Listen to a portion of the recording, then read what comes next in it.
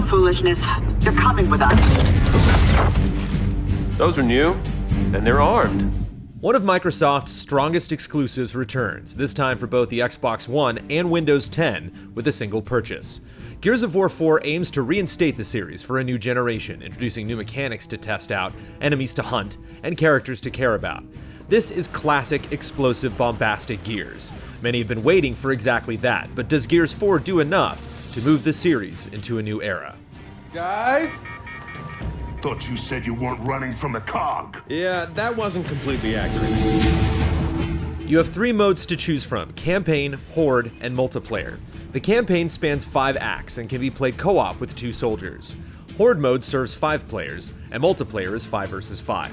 The campaign is our least favorite of the 3, despite letting us say hello to old friends.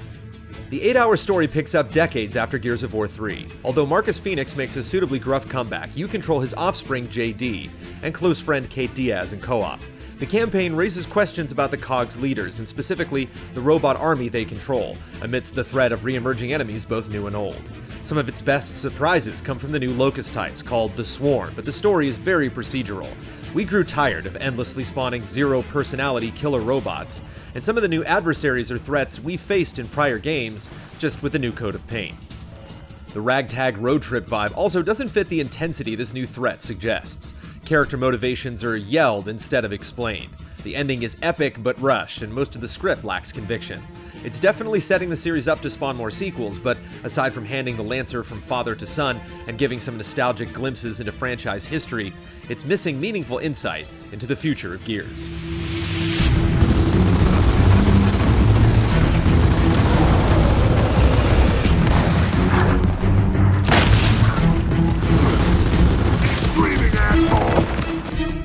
It makes more sense when you get into multiplayer. The new Swarm and robot skins add diversity to player customization, and some of the new enemies add hazards to Horde mode that we haven't dealt with before. Co-op Versus lets you take on AI with a friend, Escalation has you capturing zones and controlling weapon locations, and Dodgeball is a game of back and forth, as kills can bring back fallen teammates as long as the shooter can stay alive for a bit. New weapons like the Drop Shot and Buzzkill are surprisingly powerful in the hands of those who practice. Horde mode is our favorite way to pass the time. It's a great balance between working together with teammates and facing off against highly competitive enemies. Movable fabricators produce defenses that can be placed and repaired. There's never a dull moment, even in between waves, as you gather currency and scramble to replace as much ammo as you can. If you want to customize your experience, you'll have to buy into card packs available with in-game and real-world currency. These let you access class skills, weapons, and cosmetic upgrades like emblems or characters. You can also pick up bounties, goals you set for specific maps and modes that get you extra rewards. The contents of packs are random, so it can be frustrating if you're unable to get at something you want.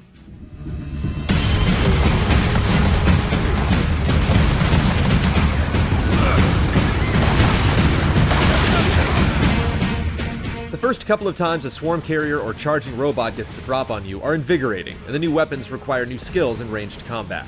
But once you get settled with the updates, it starts to feel like not much has really changed. If that makes you swell with pride, then you have nothing to worry about.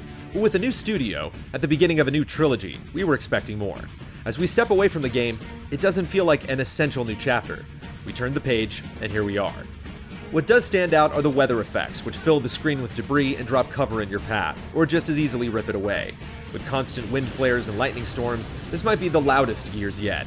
There's some off-the-wall vehicular segments, and executions are at their goriest peak. It's also worth noting that the PC port is excellent. Technically speaking, Gears of War 4 is solid. All right, time to introduce the new cog to the old cog.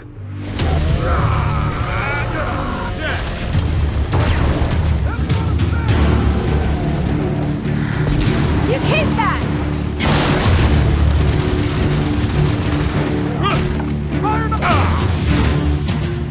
It's good to have Gears back. We missed its brand of amped-up action, and every mode gets right to the good stuff. But now that our bloodlust has been satisfied, we want a meaty story to dig into a second time, and competitive options that don't start to feel like matches we had 10 years ago. We hope the rest of the series doesn't just revisit past successes, but explores far out new places to take JD and his crew.